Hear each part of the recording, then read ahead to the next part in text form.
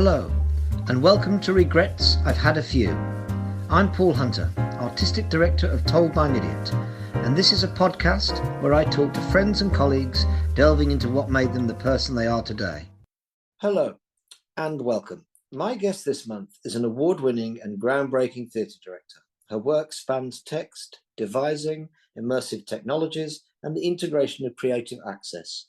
Recent productions include The Duchess of Malfi at Shakespeare's Globe and Dead Body in Tow at Wilton's Musical. She is now also the new artistic director of the Unicorn Theatre. Please welcome Rachel Bagshaw. Hello, Rachel. Hello, thank you so much, Paul. Lovely to be here. Well, it's really nice to have you. I know it. Well, I don't know. I've never done it, but I imagine taking over a building takes over all your time. So I'm very glad that you're able to share half an hour with us. We will, of course, come to your exciting new job. But I'll kick off the way I always do with my guests. Is I take them back to very first early theatrical experiences, or how should I put this? Earliest memory of seeing something theatre-wise. Was that with school or family? Do you remember? What was that? Yeah, a little bit of both. I was really lucky to grow up in quite randomly in a little village in Yorkshire that has about, I think when I grew up, 3 or 4 resident arts companies in the village. Wow. So my early kind of arts memories are of a big lantern making festival that happened in our village, which was a type of theatre. You know, there's an old myth about the moon and the canal. It's to do with the moon and canal and smugglers, and it's all sort of, you know, dark, nefarious acts at night. And every year the village would have this big lantern making festival. So there would be a great big moon lantern that's made and floated down the canal, and there's a big sort of piece of performance that happens. And then we make lanterns and parade around the village, and the whole thing ends in a big party. So those were kind of some of my early kind of performance memories. Wow. Yeah. That's amazing. That's very sophisticated. I compared to my own or many guests, they often cite, you know, someone on stage in a pantomime throwing sweets at them or something like that. And that too. Yes, of course. I have to ask, where is this village that had 4 resident arts companies? It's in West Yorkshire. You might have heard. Have you heard of the company Micron? Yes. Yeah. Yes. So we were the village along from Marsden, which is where Micron are based, and and Huddersfield, which is the nearest town, has obviously got kind of big kind of arts connections. And yes, I think of West Yorkshire in general as a very creative place. It really is. I remember meeting my partner when she lived in Hebden Bridge, and I was very taken by the immense cultural things going on in Hebden Bridge, as you're well aware. Anyway, well, I'm sure we might return to West Yorkshire. So that's what you grew up within quite a cultural world, I suppose. What about early performances yourself? Were you into performing when you were little, or? Well, I did, you know, I mean, I grew up definitely in a kind of cultural place, but actually not from a family that is particularly connected to the arts. Certainly sort of my parents were keen that we had exposure to it, but we wasn't a sort of theatrical house in any way, shape or form. But I think I was probably actually a very early director more than I was performer. So I definitely did perform, but actually I was that annoying child that'd be like, let's make a show, let's do a show, from really early on, from like being about 6 or 7. So I think sort of, yeah, I mean, I have kind of friends who have some like fairly terrible memories of me, like, you know, kind of enforced theatre experiences of their own. So yeah. Did you have siblings that you roped in as well? Yeah, I've got a younger sister who was also very much made to be in the shows. Yeah. And was there a kind of theme to this early work, or was it very eclectic? Oh, eclectic, definitely eclectic. quite wide ranging. I was quite into my musical theatre. It usually involved a song, but I mean, you know, when did it not? Well, actually, it's funny. Obviously, we'll come on to your professional area in a bit, but if I think, as I have been doing, thinking about your work, I think eclectic's a really good. I like it as a word, but I think it's quite a good word to think about what you do, because you're hard to pin down, or you're hard to, which is a good thing as well. So you obviously had that from a very early age. But I read somewhere, it may have been in an interview, that you were quite a keen dancer at one point, or you liked dancing. Is that right? Yeah, very much so. So actually, again, I mean, theatre was a part of what I grew up doing, but was I did a lot of dance and I also did a lot of music growing up. So I did a lot of contemporary dance. I also played cello and I sang a lot. So I sort of kind of spent certainly my teenage years kind of going, oh, I don't know which of these different paths it might be. And yeah, definitely sort of knew I wanted to be in the performing arts in some way, shape, or form, but what it was, I wasn't totally sure. So sort of floated around all of them. That's interesting. So again, like myself and lots of people around your teenage years, it starts to become maybe more of a thing about, oh, how could this happen? Or maybe could I Mm. do this? And how did that kind of come about when it went from a kind of passion to something where you thought, actually, I think I want to do this? Was there other people involved inspiring you, or how did it become a reality, I suppose? Yeah, I think I mean, definitely when I was at sixth form college, I was really lucky that I went to a college that took the arts very, very kind of seriously and placed a lot of um it's a very academic college, but actually it had a lot of sort of space and scope for performance and making work. And I think I kind of knew then that I wanted to certainly study it, and I still didn't really know what I wanted exactly to do. And so I ended up doing a kind of theatre and music, quite like a more academic course rather than kind of drama school at that stage, or so quite fairly academic, but still very heavy on performance. And it was I went to Lancaster, which is a very experimental course, Yes, indeed. quite wide ranging in kind of the Yeah. experiences that we had, and that was amazing because it's a huge amount of devised work, huge amount of contemporary experimental, and obviously some great companies have come out of Lancaster, like Imitating the Dog and Andrew Quick's work and various other folk. But also there, because there's a theatre at the university campus, I saw some of I saw like forced entertainment for the first time, and Improbable were touring there, and I actually don't think I saw you, but I'm sure you guys must have performed We there did. as well. Yeah, We did. It was a great space to come, and I think because of that kind of culture of yeah, those companies, you really felt like you were going into a really fascinating place. Not just the work had come out of it, but a very sophisticated audience who were used to seeing really, interesting stuff. So no, that sounds. And I know many great performers who were at Lancaster of my mm. kind of generation, like Amanda Haddingay and people like this, and Neil Ashdown, and great performers who. So that's interesting. And were you directing when you were there? Were you sort of? Yeah. So I kind of part of the directing came about, like, I mean, having been the bossy child that made people do shows, but and I did direct bits and pieces, so I knew I kind of it was something I was really interested in. But then I had an accident when I was 18. So I think I sort of, up to that point, still thought um, that, oh gosh, but I'm not sure which way any of this is going to take me. And I still really actually was kind of quite interested in maybe following music as well. So I kind of went to university thinking something in the arts, maybe it's theatre, maybe it is music. I'm not really sure. And but I'd had this accident just before I went to university, and that completely shifted everything actually, because I kind of went to university with a bit of a limp essentially and finished university as a wheelchair user. And so everything I kind of knew about myself as a performer or as a maker or as a but also as a cellist, because I couldn't really play the cello for very long by the time I was at university. So everything kind of shifted, and I found myself in first year making decisions about what role I would play in devising theatre based on what I felt like I, in inverted commas, could and couldn't do.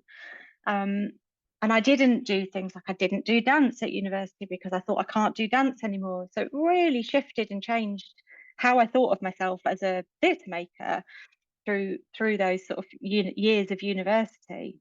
Um, and yeah, it's again, it's sort of always fascinating to sort of revisit that and think, what would have happened had that accident not have happened? If that hadn't happened and it hadn't shaped who I then became, I might well be sitting in a very different seat right now. I don't know. It's a very well. It's obviously an extraordinary series of events in your life, and obviously I'm conscious of that, and I've read, I was intrigued reading or not an interview, a chat that you were having with Jenny Seeley from Grey Eye, and you were both talking, and I think you said something like this: I stayed in a non-disabled environment for such a long time, so I didn't have to confront the change in my circumstances. And I was just, I suppose I was intrigued because I want to talk about a show which was obviously an extraordinary show called The Shape of the Pain that you made. And you, in that statement of yours, was it a gradual shift of change? You say you inhabited that space for a long time. Was it a gradual shift, or was it also to do with you wanting to make work about what had happened to you? Yeah, kind of all of those things all at once and one at a time. And yeah, yeah. That's a good title. All those things at once, one at a time. Yeah. Anyway, sorry, carry on. Yeah, I think I had this very strange kind of clinging on to a sense of myself pre-accident all the way through university, and then I had to have a bit of time out, but I went to drama school and still was kind of, I was did a postgraduate directing course. I went to Mountview, and I kind of clung on at that stage to sort of like I just sort of fought it and fought it and fought it. And I think now about what I kind of put myself through and put my body through, just trying to get through that sort of 9 months of drama school, it was sort of ridiculous, and certainly not what I would encourage anybody to do now. Would be horrified if I met my early 20s self and heard what she was proposing to do. And then I kind of again sort of I just didn't see myself as disabled, and I think some of that's to do with something that kept shifting. So I kept thinking it was going to get better. I kept thinking it was going to go away. And then you go another year and another year, and you realize it's not going to go away. But actually, this thing that then became sort of inescapably part of my identity, I think I was still looking at where I perceived kind of the intersection of the world and disability.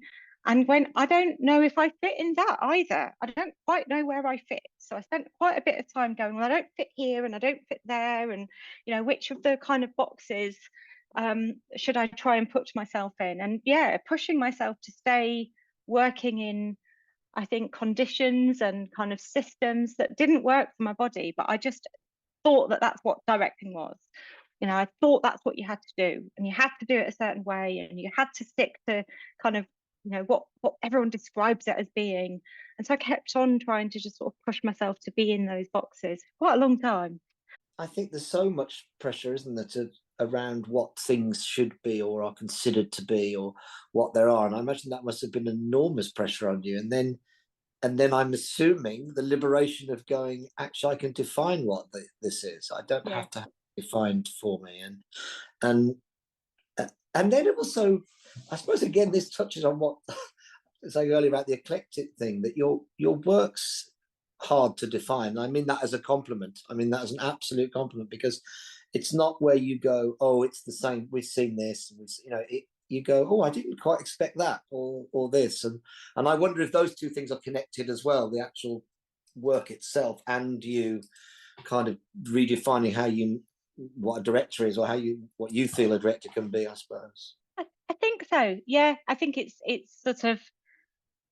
I think I've increasingly, I think again, I spent quite like certainly my 20s sort of going, oh, I have to be a certain type of director, I have to fit into a certain kind of mold, and going, but I don't feel like I fit into that mold, and like trying to sort of push against that and try and work out, like what I could do about trying to sort of change what that mold could be. And I had a stint at Grey Eye in that time that really helped to sort of shift, I think, my own understanding of myself. It's where I came across things like the social model of disability for the first time. So in terms of me kind of engaging with and kind of articulating my sense of identity, it was hugely influential. But I think as my kind of theatre making went along, I kind of went, oh, I can be me. I just can be me. I can be there's not like a version of my work that I make. I make the work that And I think that you're right. It is really eclectic. The kind of I follow my nose. I get interested in particular kind of ideas, and I think, and that's really been a mix of. It's eclectic, and it is, but actually it's usually either brand new, or Shakespeare, or kind of classical text. But actually, I've sort of tended to miss out about 400 years in the middle where I haven't done so much. But Well, you've got plenty of time for that. yeah. Sure. I should say, obviously, we haven't done a live edition of our podcast yet, but I wished we had about a few minutes ago, because your image of you physically trying to not be sat in a box or in a mold was very good, and to share with the listeners. So I want to. I mean, obviously, you did a range of directing. I'm sure when you left college and started to develop as a director, your stint with Grey. But I wanted to focus on a show called The Shape of the Pain, and in a sense, a show, if I'm right, that deals obviously very poetically, but also quite profoundly with your CRPS, the complex regional pain syndrome. That's right. Did it feel like just the right time to make that show? Was it the timing of something? It was a mixture of things. It's been an idea I'd been playing with, and then I had a baby. I had my first baby. And there's something about that sharpened my need, I suppose. Like it sort of sharpened my focus and my need in terms of what work I was making, and that became quite urgent. I mean, it still took a few years, but the need to make that show became much kind of returning back to work really came out of that. But I also spent a little bit of time thinking that what I was going to make, I think I've talked to you about this before, Paul, but was this sort of, I was going to make a conceptual piece about pain. It was nothing to do with my own experience as far as I was concerned, nothing to do with my life. It was like some sort of, kind of like theatre sculpture that was kind of exploring what living with chronic pain, or what pain itself was. And the more time I spent on it, and the more time actually when I started working with Chris Thorpe, who ended up writing the show, it just became inescapable that it had me at the heart of it. Of course it does, and of course that was why I was making the show. But you sort of did this thing where I thought I could make it from really far away and not put my own life at the centre of it. So it was quite an extraordinary thing to do, because it was essentially a kind of writing, devising process. So we co-wrote the show structurally and in the ideas, and Chris wrote the words themselves. But like I said, I sort of pushed against it to start off with, this idea that I was just going to make this sort of, like kind of experience about pain. I mean, also, it's just like the more I talk about it, I think, God, that show would have been so dreadful piece of work. And I kind of had to just go with being the maker and the director and the subject and the kind of, the research topic. And I had to sort of allow myself to mine myself and kind of, poke and prod myself metaphorically to kind of get to get to the heart of what the show needed to be. So it was sort of a tough 2 or 3 years of trying to put myself through the ringer to try and figure out how to make this show about something that talking about makes my pain worse. So to talk about the content makes my pain worse. It was quite, it required quite a lot of kind of some clever scaffolding, I think, around how we made it together to be able to really get into that, and in a way that didn't like bulldoze me to the floor every time we tried to get in a room and do something on it. But ultimately became a piece of work I'm very proud of. Well, you should be, and also obviously the wonderful Hannah McPake was in it, and I suppose interestingly that journey, not only from something that's hugely personal, lived experience of your own, but then seeing and provoking a great performer like Hannah to somehow manifest that must have been fascinating, and I imagine very rewarding as well to work with her. And Yeah, very rewarding. And the other kind of big part of that was the sound world, which was written with that Melanie Wilson wrote. And so this sort of extraordinary combination of artists making this piece of work together. I think that also did something about everybody sort of making this piece of work together that was about me, but not for me. You know, of course it wasn't for me. And it really again sort of sharpened. We were making it very much for an audience in a way that really kind of pushed me to focus so specifically on what the audience experience of that show was. Um, you know, from the point at which the audience even engaged with the show through to thinking about how they came out of it. And we were sort of one of the first pieces of work really that's engaged with things like we took the show to BAC and well, we took the show to Edinburgh first of all.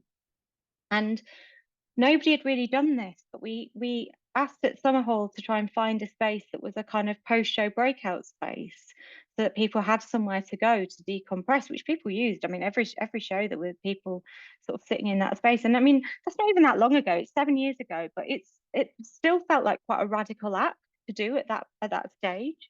And that we weren't sort of booting people back out into, you know, the busy Summerhall courtyard at the end of a show, that we actually kind of really curated that experience for the audience, so that they felt held right from the start all the way through to having somewhere to sit to kind of digest it afterwards.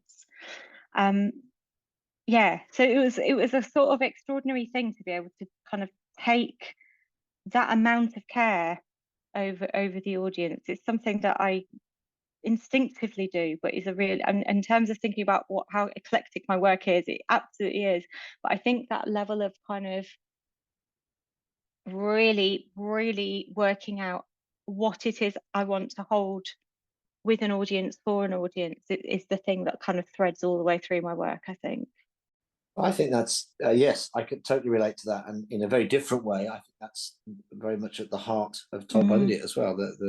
The sense of holding an audience, and what that means. And I'm still amazed sometimes when I experience both as a performer or working on shows, how little the audience is talked about when shows are made. I find it fascinating that no one ever mentions the audience. I've gone through a whole process, and suddenly we meet and encounter this group of people, which is the only reason why we're doing it in the first place. And it's like they've never been spoken of, or what? Anyway, it's Yeah. I think we know what we mean when we say that.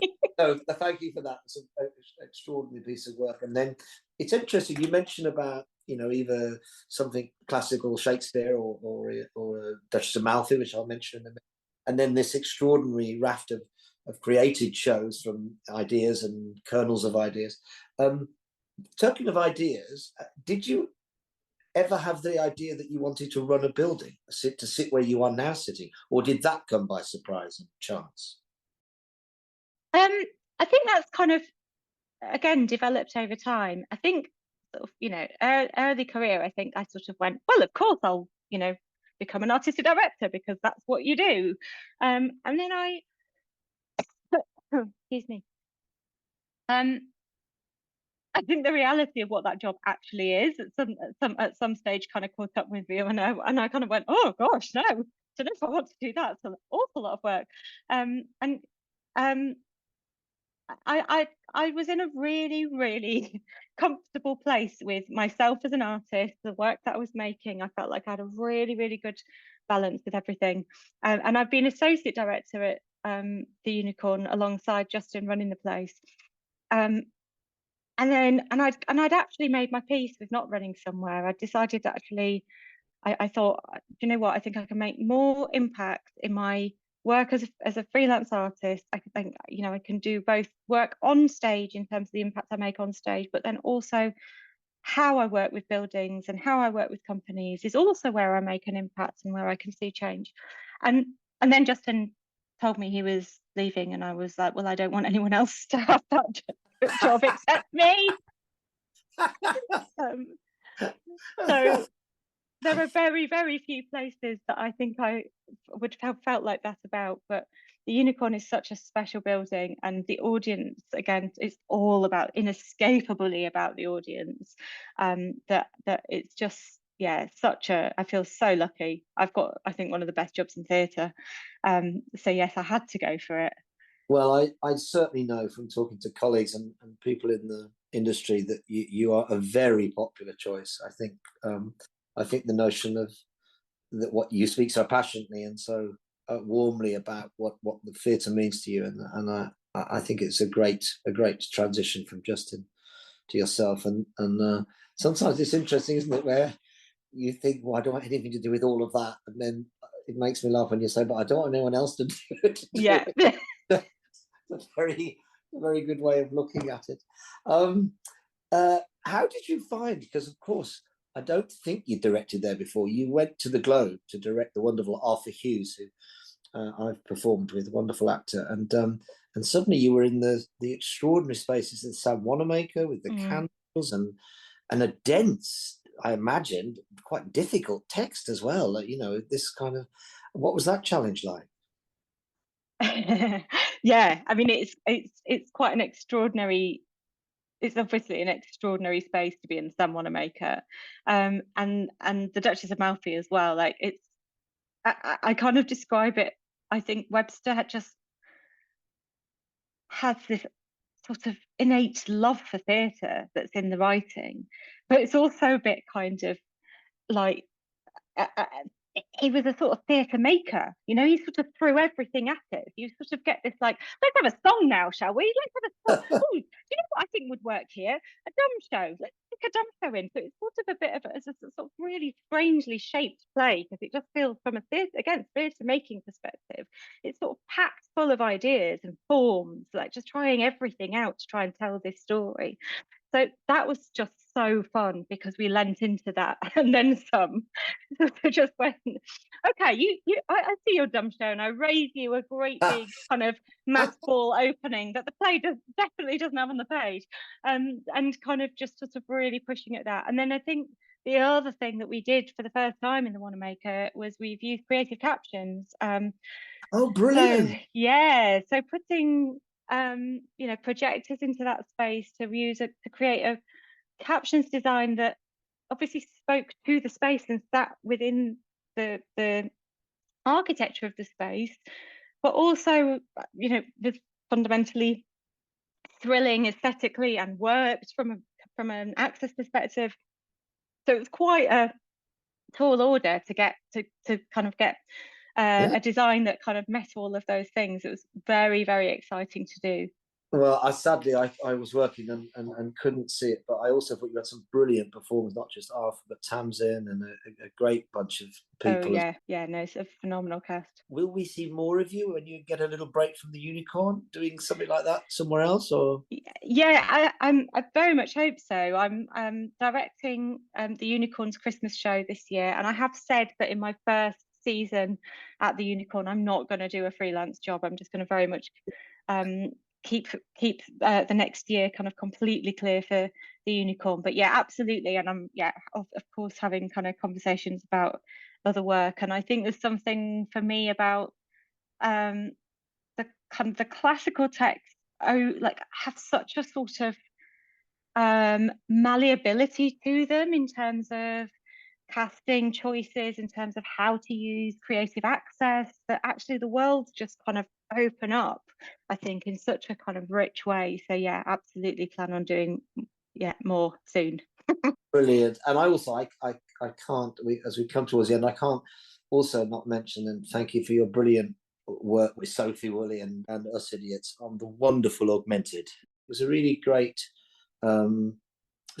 combination of, I felt, of Tom Burnett and something very different. I mean, I'm a huge fan of Sophie's, as you know, and she's worked with us and is on our board. But I thought your creation and work with her, even though it was very different to what we do, it felt like a wonderful companion somehow. Yeah. My only regret was, of course, that show was just immediately before COVID, wasn't it? And it never quite got the exposure, I think, like many shows didn't. But I remember coming into the rehearsal room in the rehearsal, I'm thinking, wow, this is a really creative place to be, and funny and kind of unpredictable, and So I want to thank you for that. Anyway, that was Yeah, it was a real shame that it had such a sort of shortened outing due to the pandemic. Yeah. Yes. But also lots of, in terms of practice, a bit like you were saying about your own practice, lots of positive things came out about people re-looking at how rehearsal rooms can be and how it doesn't have to be one thing. It can be anything you want it to be and all of that stuff. Yeah. Provoked. Yeah, absolutely. Anyway, Rachel, it's been so lovely chatting to you. I always end by asking 7 rapid fire questions. You don't have to think about it. You just have to say yes or no. So first up, this takes you back to your dance, love of dance. Hip hop or ballet? Hip hop. Only just, you were unsure there. Now, I have to declare the next question is a kind of connected to the fact that our kids went to the same primary school. So if you're working at the summer fair at the primary school, would you rather be on the face painting stall or the bouncy castle? Oh, the bouncy castle. Yes. Have a little lie down in between. I agree. And face painting is hideous. I did face painting one year, Rachel, and it was so lots of very aggressive people. And I didn't enjoy face painting. Anyway, I've got that off my chest now. Edinburgh Festival or Brighton Festival? Oh, Edinburgh. Edinburgh. Brighton's lovely and by the sea, but still Edinburgh for me. Has to be. A jam donut or a blueberry muffin? Jam donut, always. Carol Churchill or Sarah Kane? Oh my gosh, that's hard. It has to be Carol Churchill, actually. Forgive my pronunciation if I've got this wrong. Bossolo or Iago? Bossolo, thank you. Always. From the Duchess of Malfi, From the Duchess of Malfi. Watch press night or go for a pizza when you're directing? Watch press night. I am the same as you. I can't believe these directors who don't watch press night. There are some, aren't there? Yeah. I can't do it. I feel like the football manager. If I got to the cup final, how could I not watch the cup final? Oh, it's exactly how I feel. And of course it's hard, but no, need to be there. I know friends who go, oh no, I've gone, I'll just go for a pint now. I go, really? I can't do it. No. Definitely. Rachel, thank you so much for joining us. And I obviously we share a building, our offices at the Unicorn, so I'm sure we'll see each other when the door closes. The lift doors. Thanks, Rachel. Thank you. Bye-bye.